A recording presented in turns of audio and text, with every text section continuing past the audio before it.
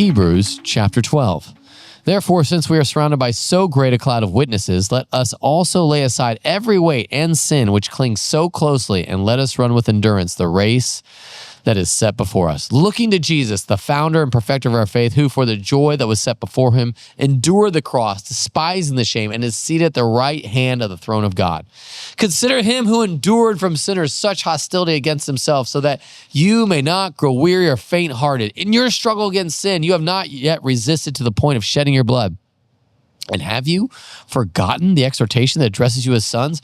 My son, do not regard lightly the discipline of the Lord, nor be weary when reproved by him. For the Lord disciplines the one he loves and chastises every son whom he receives. It is for discipline that you have to endure. God is treating you as sons. For what son is there whom his father does not discipline? If you are left without discipline, in which all have participated, then you are illegitimate children and not sons. Besides this, we have had earthly fathers who disciplined us, and we respected them. Shall we not much more be subject to the Father of spirits and live?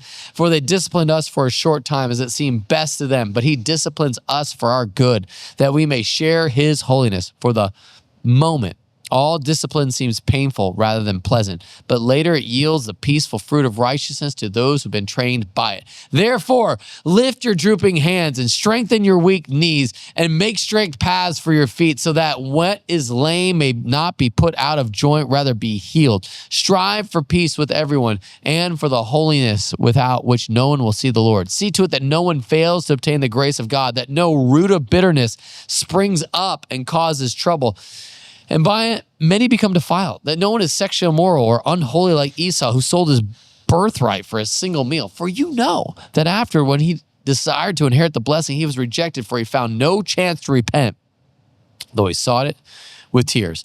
For you have not come to what may be touched, a blazing fire and darkness and gloom and a tempest and the sound of a trumpet and a voice whose words made the hearers beg that no further messages be spoken to them. For they could not endure the order that was given. If even a beast touches the mountain, it shall be stoned. Indeed, it's so terrifying was the sight that Moses said, I tremble with fear. But you have come to Mount Zion and to the city of the living God, the heavenly Jerusalem, and to the innumerable angels in festal gathering, and to the assembly of the firstborn who are enrolled in heaven, and to God, the judge of all, and to the spirits of the righteous made perfect, and to Jesus, the mediator of a new covenant, and to the sprinkled blood that speaks a better word than the blood of Abel. See that you do not refuse him who is speaking, for if they did not escape when they refused him who warned them on earth, much less will we escape if we reject him who warns from heaven. At that time, his voice shook the earth, but now he has promised, yet once more I will shake not only the earth, but also the heavens.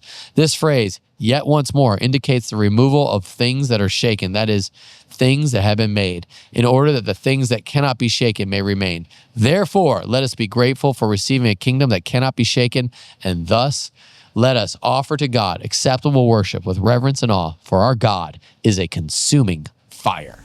This is the word of the Lord.